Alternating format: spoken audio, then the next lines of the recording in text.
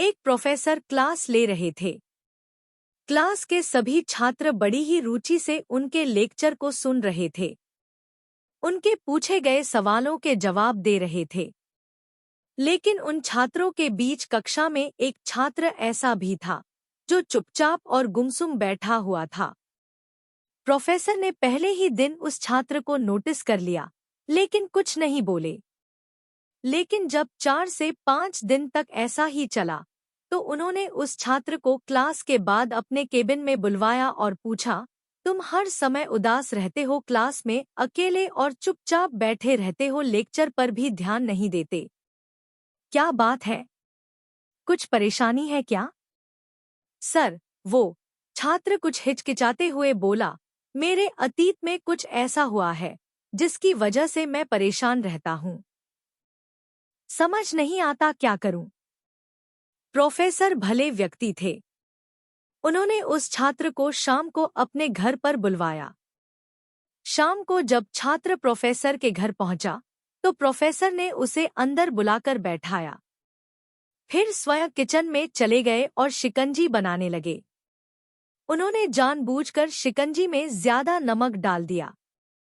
फिर किचन से बाहर आकर शिकंजी का गिलास छात्र को देकर कहा, ये लो, शिकंजी पियो।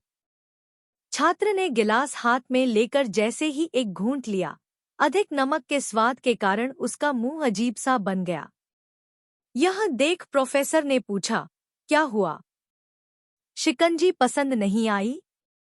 नहीं सर, ऐसी बात नहीं है। बस शिकंजी में नमक थोड़ा ज्यादा है, छात्र बोला। अरे, अब तो ये बेकार हो गया। लाओ गिलास मुझे दो, मैं इसे फेंक देता हूँ। प्रोफेसर ने छात्र से गिलास लेने के लिए अपना हाथ बढ़ाया, लेकिन छात्र ने मना करते हुए कहा, नहीं सर, बस नमक ही तो ज्यादा है। थोड़ी चीनी और मिलाएंगे तो स्वाद ठीक हो जाएगा। यह बात सुन प्रोफेसर गंभीर हो गए और बोले, सही कहा तुमने। अब इसे समझ भी जाओ। ये शिकंजी तुम्हारी जिंदगी है। इसमें घुला अधिक नमक तुम्हारे अतीत के बुरे अनुभव है।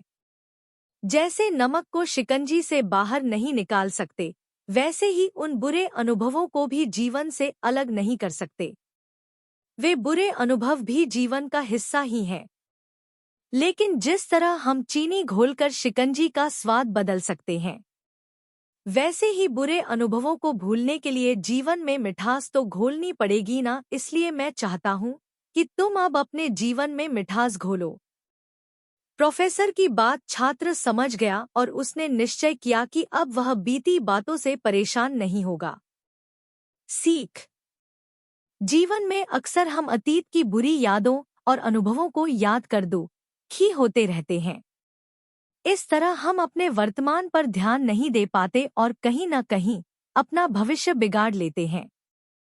जो हो चुका उसे सुधारा नहीं जा सकता, लेकिन कम से कम उसे भुलाया तो जा सकता है, और उन्हें भुलाने के लिए नई मीठी यादें हमें आज बनानी होगी।